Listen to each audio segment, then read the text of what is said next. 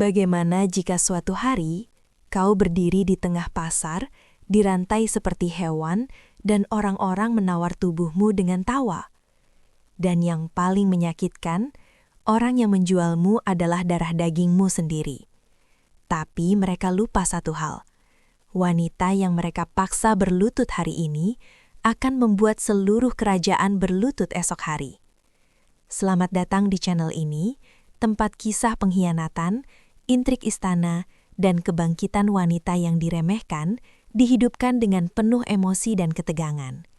Jika kamu menyukai cerita penuh strategi licik, permainan psikologis, dan balas dendam yang cerdas, pastikan tekan tombol like dan subscribe sekarang juga agar tidak ketinggalan kisah berikutnya. Tulis di kolom komentar, kamu menonton dari daerah mana? Channel ini akan update setiap hari jam 10.30 pagi, jadi pastikan kamu kembali tepat waktu dan jadi bagian dari perjalanan epic ini. Pasar budak itu berisik oleh tawa dan ejekan. Debu beterbangan, bau keringat dan kuda bercampur menjadi satu. Di tengah panggung kayu yang kasar, peoni didorong hingga lututnya membentur papan keras. "Berlutut lebih rendah!" bentak si pelelang sambil menjambak rambutnya. Sorakan terdengar dari para bangsawan yang duduk nyaman di kursi berlapis kain mahal. Peoni merasakan darah hangat mengalir di bibirnya. Namun, ia tidak menangis. Tangannya dirantai, kepalanya ditekan paksa. "Lihat kulitnya," teriak seorang pria gemuk sambil tertawa. "Masih halus, pasti belum pernah bekerja kasar." "Berapa harganya?" sahut yang lain. Pelelang tersenyum licik. Wanita ini dulu berasal dari keluarga terpandang. Sayang, ayahnya kalah judi dan tak mampu membayar utang. Bisikan-bisikan berubah menjadi tawa merendahkan. Peoni mengangkat wajahnya perlahan. Tatapannya tidak memohon, tidak memelas. Ia menatap mereka satu persatu, seolah menghafal wajah orang-orang yang hari itu menikmati kehancurannya. Seorang bangsawan muda menyeringai. "Kenapa kau menatap seperti itu? Kau hanya budak." Peoni menjawab pelan. Suaranya serak, namun stabil. "Karena suatu hari nanti, aku ingin mengingat siapa saja yang pernah melihatku berlutut." Tawa kembali meledak. Mereka mengira itu keputusasaan. Padahal itu janji. Pelelang memutar tubuhnya kasar agar semua orang bisa melihat. 30 keping emas. 35. 40. Harga dirinya melonjak seperti barang langka. Setiap angka terasa seperti cambukan. Di balkon atas yang lebih tinggi, seorang pria berjubah kebesaran emas berdiri dalam diam. Wajahnya tampan, tegas, tak tersentuh emosi. Kaisar. Ia tidak tertawa, tidak bersorak. Ia hanya memperhatikan. Tatapan Peoni tanpa sengaja bertemu dengannya. Untuk sepersekian detik, dunia seolah berhenti. Ia tidak tahu siapa pria itu. Tapi ia tahu satu hal. Pria itu tidak melihatnya sebagai wanita. Ia melihatnya sebagai sesuatu yang menarik untuk dimiliki. 50 keping emas. Suara dalam dan berat menggema dari atas balkon. Semua orang terdiam. Pelelang membungkuk dalam. "Yang mulia," bisikan sebar cepat. Tawaran beranti. Tak ada yang berani melawan harga kaisar. Rantai di tangan Peoni terasa semakin berat. Ia menatap ke arah balkon. Kaisar menuruni tangga perlahan. Langkahnya tenang. Ia berhenti tepat di depan Peoni yang masih berlutut. "Angkat wajahmu." Perintahnya datar. Peoni menatap lurus ke matanya. Bukan dengan kebencian yang meledak, tapi dengan kebencian yang disimpan dalam. "Kau tidak menangis," kata Kaisar. "Air mata tidak mengubah harga saya, Yang Mulia," jawabnya pelan. Kaisar sedikit tersenyum. "Mulai hari ini, kau milik istana." Peoni merasakan sesuatu retak dalam dirinya. Bukan karena ia dijual, bukan karena ia dipermalukan, tapi karena ia sadar hidupnya tidak lagi berada di tangannya sendiri. Saat ia ditarik turun dari panggung, suara sorakan kembali terdengar. Namun, kali ini Peony tidak menunduk. Ia berjalan melewati mereka dengan kepala tegak. Di dalam hatinya, sebuah bisikan tumbuh. Hari ini, mereka membeli tubuhku. Tapi mereka tidak pernah membeli pikiranku. Dan pikiran itulah yang suatu hari akan menjatuhkan mereka semua. Gerbang istana tertutup di belakangnya dengan dentuman berat. Suara itu terdengar seperti vonis. Peony berdiri di tengah halaman marmer luas, dikelilingi pelayan yang memandangnya dengan campuran rasa ingin tahu dan hinaan. "Jadi ini budak dari pasar itu?" bisik seorang pelayan. "Cantik, tapi tetap saja budak." Peony mendengar semuanya. Ia memilih diam. Seorang kepala pelayan wanita mendekat, wajahnya dingin dan penuh aturan. "Kau akan ditempatkan di pavilion timur. Jangan berpikir statusmu berubah hanya karena dibeli kaisar." Peony menunduk tipis. "Saya mengerti." Namun dalam benaknya, ia mencatat satu hal. Pavilion timur adalah wilayah selir tingkat rendah. Ia sedang ditempatkan di bawah. Bagus. Semakin rendah posisi seseorang, semakin sedikit yang mengawasinya. Malam pertama, ia dipanggil menghadap kaisar. Ruangan itu luas, diterangi lentera emas. Kaisar berdiri membelakanginya. "Kau tahu kenapa aku membelimu?" tanyanya tanpa berbalik. Peony berlutut sesuai aturan. "Karena yang mulia mampu." Jawaban itu membuat kaisar menoleh. "Kau tidak takut?" Peony mengangkat wajahnya perlahan. Takut adalah kemewahan bagi orang yang masih punya pilihan. Keheningan menggantung. Kaisar mendekat beberapa langkah. "Banyak wanita memohon agar dibeli olehku. Kau berbeda." Peony menyenyum samar. Memohon hanya membuat seseorang terlihat murah. Tatapan kaisar berubah. Ada sesuatu yang terusik. Ia terbiasa dipuja, disembah, ditakuti. Tapi wanita ini, ia tidak menolak, namun juga tidak menyerah. "Mulai malam ini, kau tinggal di dalam istana. Jangan buat masalah," ujar kaisar akhirnya. Peony menunduk tipis. "Masalah jarang muncul sendiri, Yang Mulia. Biasanya, seseorang menciptakannya." Kalimat itu membuat kaisar berhenti sejenak sebelum pergi. Hari-hari berikutnya, Peony mulai mengamati. Ia tidak mencoba mendekati kaisar. Ia justru membangun hubungan dengan pelayan dapur, penjaga gerbang malam, dan dayang tua yang pernah diabaikan. Ia mendengar cerita. Selir utama, Lady Meng, menguasai istana dalam. Ia cemburu dan kejam. Dan benar saja, suatu siang, Lady Meng memanggilnya. Ruangan selir utama penuh kemewahan. Lady Meng duduk anggun, senyum tipis di bibirnya. "Jadi, kau budak yang menarik perhatian kaisar?" Peony berlutut. "Saya hanya menjalankan perintah." Lady Meng bangkit, mendekat, lalu mengangkat dagunya dengan kipasnya. "Kau pikir kecantikanmu akan menyelamatkanmu?" Peony menjawab tenang. "Tidak, Yang Mulia. Kecantikan hanya menarik perhatian. Bertahan hidup membutuhkan kecerdasan." Tatapan Lady Meng mengeras. "Kau berani sekali." "Keberanian dan keputusasaan sering terlihat sama, Yang Mulia." Lady Meng tersenyum tipis. "Kita lihat berapa lama kau bisa bertahan."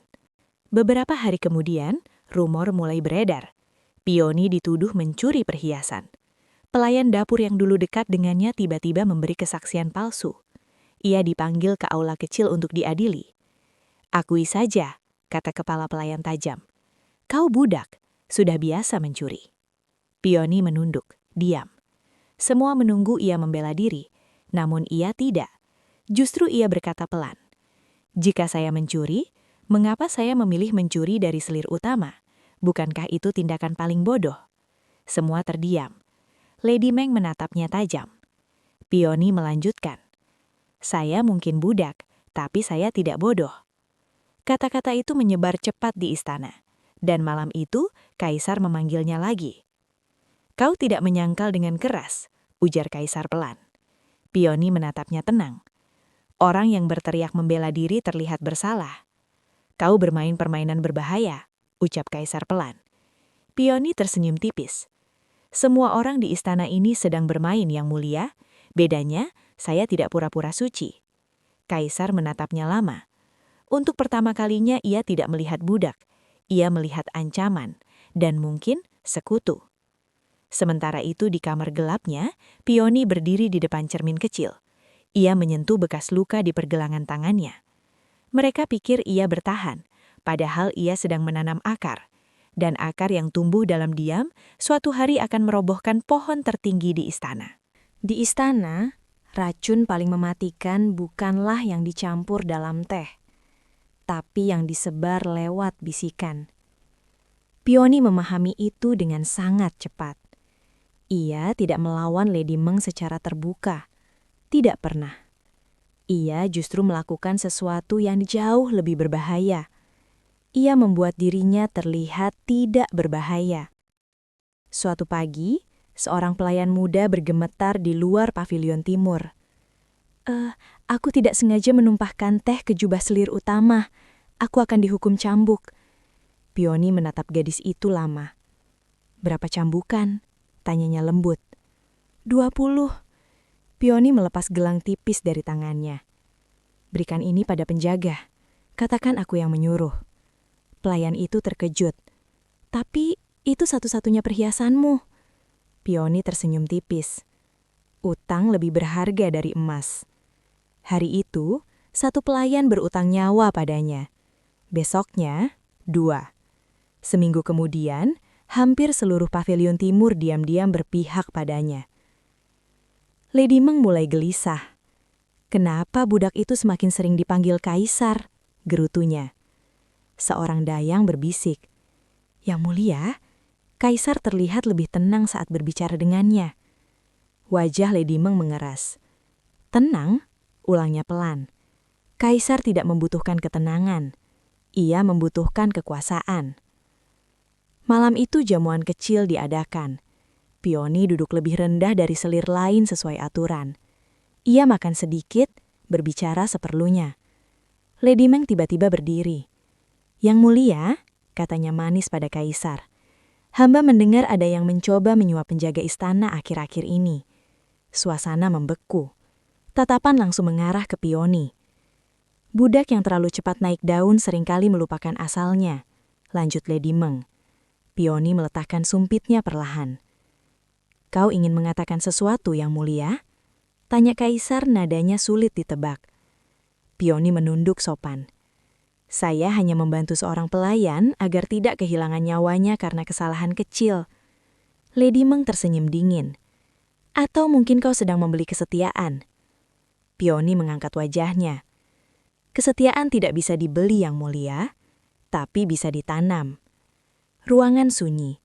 Kaisar menyandarkan tubuhnya, menatap Pioni dengan mata yang semakin sulit dibaca. Dan apa yang kau tanam? Tanyanya pelan. Pioni menatap lurus. Saya menanam rasa aman. Kaisar tertawa kecil. Lady Meng tidak. Beberapa hari kemudian, isu baru menyebar. Selir utama diketahui menghukum pelayan hingga hampir mati. Rumor itu sampai ke telinga kaisar. Pioni tidak pernah menyebut nama Lady Meng. Ia hanya memastikan orang yang tepat mendengar cerita yang tepat. Suatu malam, kaisar mendatanginya tanpa pemberitahuan. Kau melakukannya, katanya pelan. Pioni berpura-pura tidak mengerti. Melakukan apa, Yang Mulia?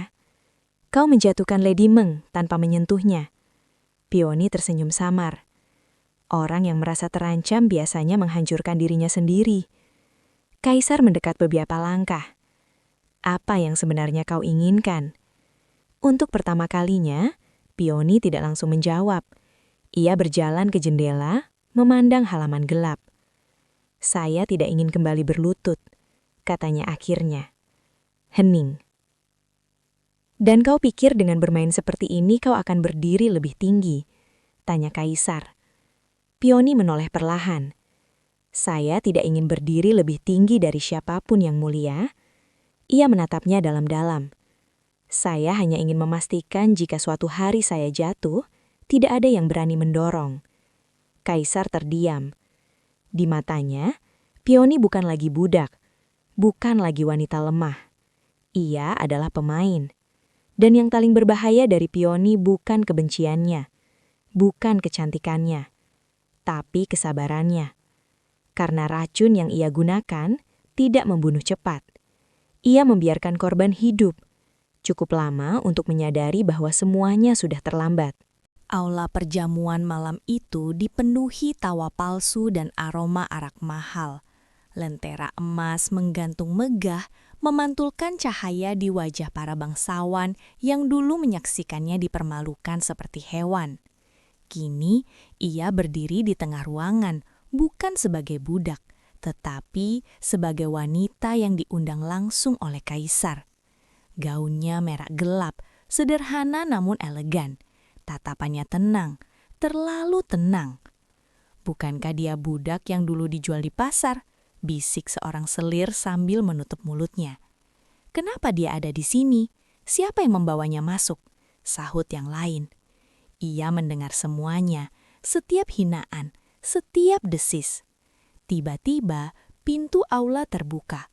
Pengawal istana memukul tombak ke lantai. Kaisar datang!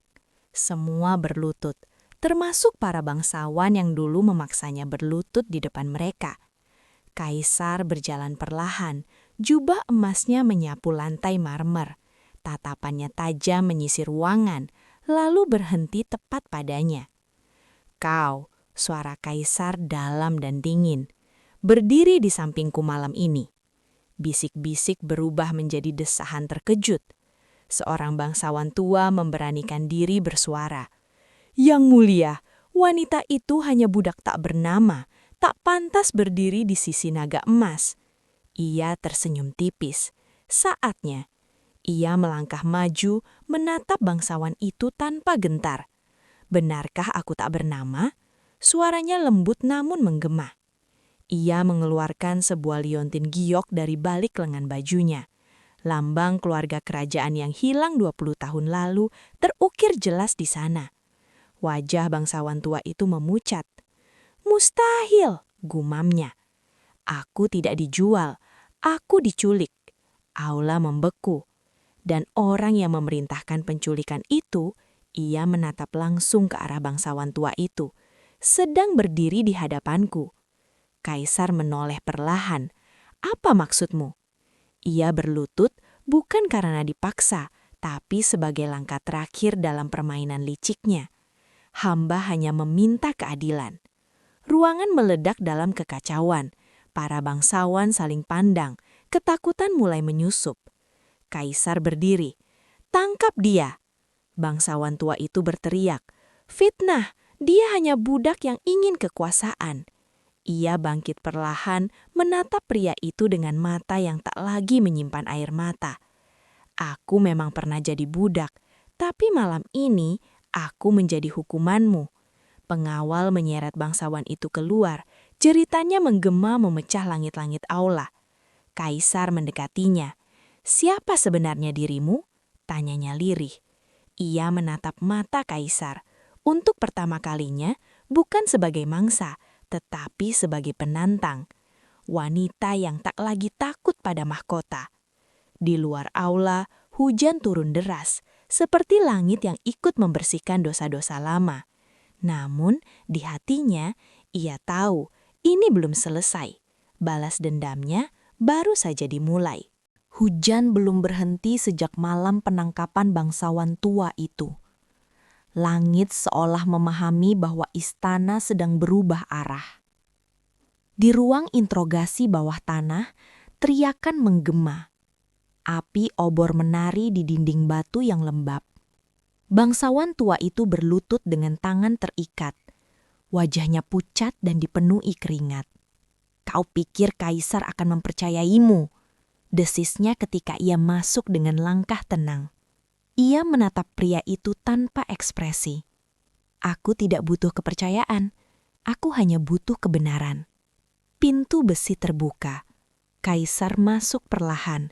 Wajahnya gelap oleh bayangan api. Katakan semuanya. Suara Kaisar dingin. Sekarang, bangsawan itu tertawa getir. Baik, iya, Aku yang menculiknya, karena ramalan mengatakan anak perempuan keluarga itu akan menjatuhkan garis keturunanku. Sunyi. Kaisar menoleh padanya. Jadi semua ini benar. Ia mengangkat dagu. Aku kehilangan nama, keluarga dan masa kecilku. Semua demi ketakutan seorang pria tua. Bangsawan itu berteriak putus asa. Dia berbahaya yang mulia. Jika kau biarkan dia hidup, dia akan mengambil tahtamu. Tatapan kaisar berubah. Tajam, menyelidiki. Ia mendekat ke kaisar, berlutut, namun kali ini bukan sebagai budak. Jika aku menginginkan tahta, aku tak akan memintanya. Aku akan merebutnya. Kejujuran yang terlalu berani membuat ruangan terasa lebih dingin. Kaisar terdiam lama, lalu memerintahkan eksekusi dia saat fajar. Jeritan bangsawan itu pecah, menggema sampai lorong-lorong istana. Fajar menyingsing dengan warna merah keemasan. Di halaman eksekusi, para bangsawan berkumpul. Ketakutan kini hidup di mata mereka. Pedang algojo terangkat. "Saya bersalah," teriak bangsawan tua itu untuk terakhir kalinya. Pedang jatuh, sunyi, darah meresap ke tanah istana. Tanah yang dulu menyaksikannya diinjak-injak. Kaisar berdiri di sampingnya. "Sekarang kau bebas," katanya pelan. Ia menatap Cakrawala. "Tidak, aku baru saja memulai." Kaisar memicing mata. "Apa yang kau inginkan?" Ia berbalik, menatap langsung ke mata pria paling berkuasa di negeri itu. Reformasi hukum budak, penghapusan perdagangan manusia di seluruh wilayah kekaisaran, dan posisi di Dewan Dalam untuk mengawasinya. Bisik-bisik terdengar dari para pejabat. "Itu tidak masuk akal," teriak salah satu menteri. "Seorang mantan budak duduk di dewan?" Ia menoleh tajam. "Seorang mantan budak lebih mengerti rasa sakit rakyat dibanding kalian yang lahir di atas sutra." Kaisar tersenyum tipis. Ada sesuatu dalam keberaniannya yang mengguncangkan sekaligus memikat. "Kau berani menuntut banyak," ucapnya. "Aku hanya menuntut keadilan." Hening panjang. Lalu Kaisar berkata tegas, "Mulai hari ini, kau menjadi penasihat khusus kekaisaran." Haula berguncang oleh keterjekutan. Seorang selir berbisik dengan wajah pucat. Dia bukan lagi mangsa. Ia menatap langit yang kini cerah. Dalam hatinya, ia tahu satu hal. Ia tidak lagi dijual seperti binatang. Ia tidak lagi dipaksa berlutut. Kini, para bangsawanlah yang menundukkan kepala ketika ia melintas. Namun jauh di sudut istana, beberapa mata masih mengintai. Kekuasaan selalu melahirkan musuh baru. Ia tersenyum tipis. Jika mereka ingin perang, bisiknya pelan. Aku akan memberi mereka kekaisaran yang lebih kejam dari yang pernah mereka bayangkan.